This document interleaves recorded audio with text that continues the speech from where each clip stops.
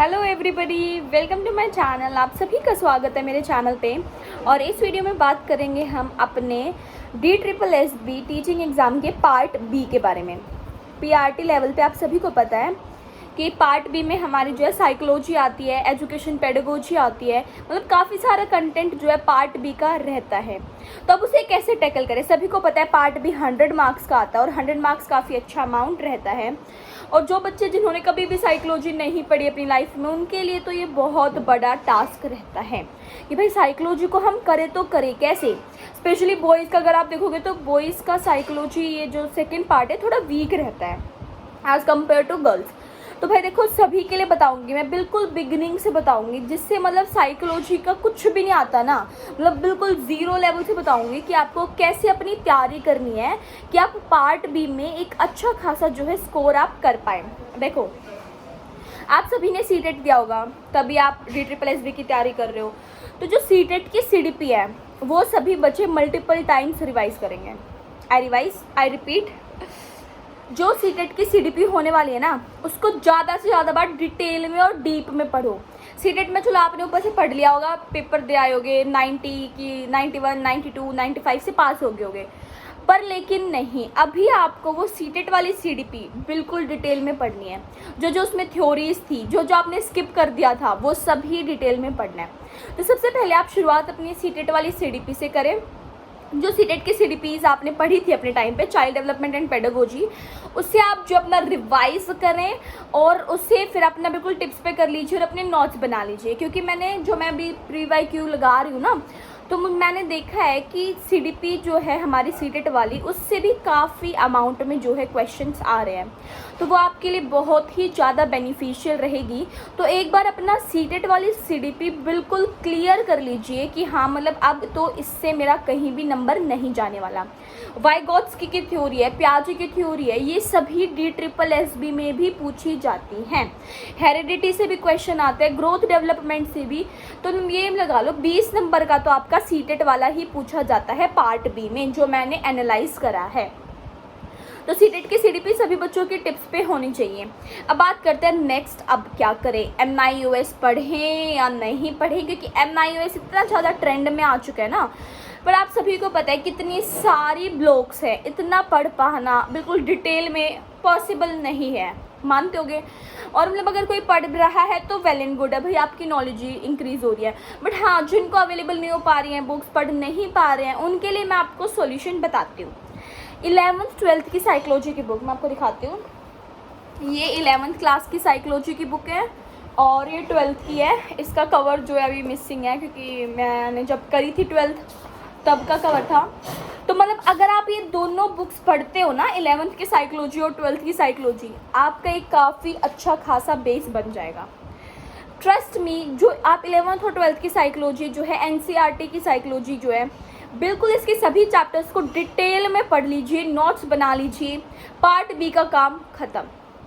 मैं आपको बताती हूँ, टॉपिक्स के नाम बताती हूँ आपके। 11th क्लास की साइकोलॉजी के टॉपिक्स के नाम है इसमें।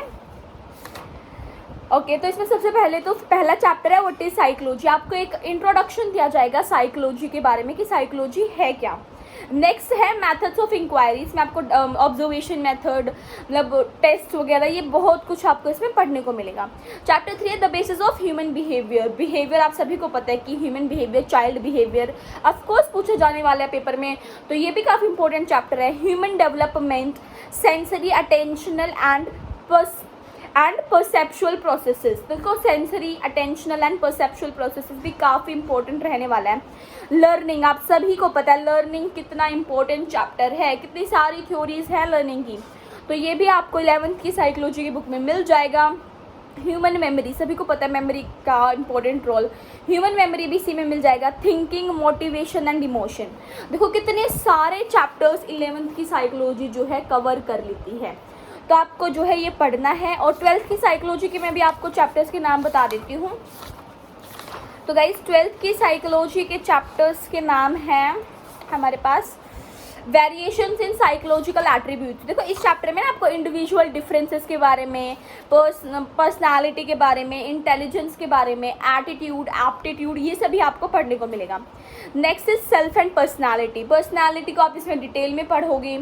मीटिंग लाइफ चैलेंजेस, मतलब देखो लाइफ में जो जो चैलेंजेस आते हैं, कॉमन सेंस क्या होते हैं, ये सभी आप इसमें पढ़ोगे। साइकोलॉजिकल डिसऑर्डर्स आप सभी को पता है, जैसे ADHD हो गया, ASD हो गया, ये सभी आपके इस चैप्टर में इंक्लूड हो जाएंगे। नेक्स्ट इज थेराप्यूटिक अप्रोचेस, जो भी अप्रोचेस होती हैं, थेरेपीज वगैरह होते हैं, वो सभी आप इस चैप्टर में इंक्लूड कर लोगे और पढ़ लोगे। नेक्स्ट है एटीट्यूड एंड सोशल कॉग्निशन। सभी को पता है सोशल कॉग्निशन कितना इंपॉर्टेंट है। सेल्फ इन्फ्लुएंस एंड ग्रुप, देखो ग्रुप का आप सभी को पता है, ग्रुप लर्निंग के बारे में क्वेश्चंस पूछे जाते हैं। Psychology and life and developing psychological skills, तो देखो 9 चैप्टर तो आपके 12th की साइकोलॉजी के हो चुके हैं, और अब वहीं पर अगर आपकी 11th की साइकोलॉजी की बात करें तो उसमें 9 चैप्टर है। अगर आप ये कर लेते हो तो आपको बहुत ही अच्छे लेवल पे जो है बेस बन जाता है। अब बात करेंगे कि अब देखो कुछ टॉपिक्स मैं आपको एक्स्ट्रा बता रही हूँ, अगर आप वो भी पढ़ोगे ना, ये लगा लो पार्ट भी ऑलमोस्ट कवर हो जाएगा। फालतू पढ़ने की, एक्स्ट्रा पढ़ने की जरूरत नहीं है, लिमिटेड पढ़ो, मल्टीपल टाइम्स रिवाइज करो। जो मैंने बताया CDP है, 11th 12th की साइकोलॉजी, और मैं कुछ टॉपिक्स बता रही हूँ, इन्हें आप मल्टीपल टाइम्स रिवाइज करो और प्रीवियस ईयर क्वेश्चंस लगाओ। इससे बेस्ट कुछ नहीं होने वाला है आपके लिए पार्ट बी के लिए। मैं आपको कुछ और टॉपिक्स बताती हूँ पार्ट बी में, जैसे कि various role of teachers, teachers के क्या क्या रोल होते हैं। वैसे ना आपको पढ़ने की भी जरूरत नहीं है, जब आप क्वेश्चन देखोगे ना तो ये कॉमन सेंस के हैं जो आपको लगेगा हाँ, और आप खुद भी टिक कर पाओगे। स्टाइल ऑफ लीडरशिप और पेरेंटिंग, क्या क्या स्टाइल होते हैं लीडरशिप के और पेरेंटिंग के। लेवल्स ऑफ टीचिंग, मतलब क्या क्या लेवल्स होते हैं, रिफ्लेक्टिव लेवल एंड ऑल, वो सभी आपको इसमें देखना है। अब देखो मिड डे मील हो गया, RT एक्ट हो गया, NCF हो गए, ये सभी तो हमने सीटेट में भी पढ़े हैं ना, बस वहाँ पे आप इन्हें डिटेल में करना, क्योंकि इनसे भी क्वेश्चन आते हैं। Mid day meal, NCF, RT act, okay. तो आप सभी को ना ये सीटेट वाला टॉपिक, मतलब ये नहीं करना कि ऊपर ऊपर से पढ़ना है, मैं कह रही हूँ बिल्कुल डिटेल में पढ़ना है।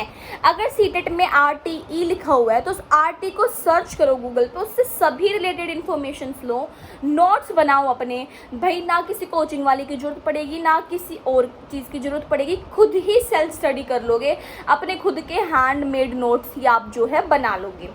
तो आई होप आपको ये जो समझ आया होगा कैसे क्या करना है, थोड़ा आइडिया क्लियर हुआ होगा। सबसे पहले CDP पे मास्टर हासिल करनी है अपनी सीटेट की, उसके बाद हमें 11th 12th की साइकोलॉजी पढ़नी है, जिससे कि हमारा बहुत ही बेहतरीन बेस बन जाएगा। फिर मैंने कुछ एक्स्ट्रा टॉपिक्स बताए हैं, लीडरशिप स्टाइल्स क्या होते हैं, पेरेंटिंग स्टाइल्स क्या होते हैं एंड ऑल, वो करना थोड़े से। उसके बाद आप क्या करना, प्रीवियस ईयर क्वेश्चंस लगाना। आप जब प्रीवियस ईयर क्वेश्चंस लगाओगे ना तो आपके पहली बात तो मैक्सिमम क्वेश्चंस हो जाएंगे इतनी डिटेल में अगर आप स्टडी कर लोगे तो। सेकंड, अगर आप किसी क्वेश्चन में अटक रहे हो, नहीं हो रहा है, वो लिख लीजिए ये कौन से टॉपिक से क्वेश्चन है, और उस टॉपिक को जाके यूट्यूब पे, गूगल पे कहीं भी पढ़िए, उसके नोट्स बनाइए, आगे फिर करिए। फिर से किसी क्वेश्चन में डाउट है, 1-2 टॉपिक रह गया, नोट्स बनाइए। ये आपके लिए बेस्ट स्ट्रैटेजी रहने वाली है। एंड अगर आपको कोई टॉपिक पर्टिकुलर किसी टॉपिक में प्रॉब्लम है, आप कमेंट कर सकते हो, मैं उस टॉपिक की वीडियो भी बनाऊंगी, आप सभी को पढ़ाऊंगी भी वो topic. And I hope you like this video. अगर आपको अच्छी लगी है तो ज़्यादा से ज़्यादा शेयर करें, चैनल को सब्सक्राइब करें, भाई अच्छे कमेंट करा करो, सो इट मोटिवेट्स मी कि मैं और अपना बेस्ट दूँ चैनल के लिए। एंड आई होप कि आपको काफ़ी हेल्पफुल रही होगी वीडियो, समझ आया होगा कैसे क्या करना है, थोड़ा क्लियर होगा आपका कि मतलब हाँ आगे क्या करना है, कैसे क्या करना है। And I hope you like this video, so channel को सब्सक्राइब करें, वीडियोस को लाइक करें, ज़्यादा से ज़्यादा शेयर करें। Thank you for watching the video.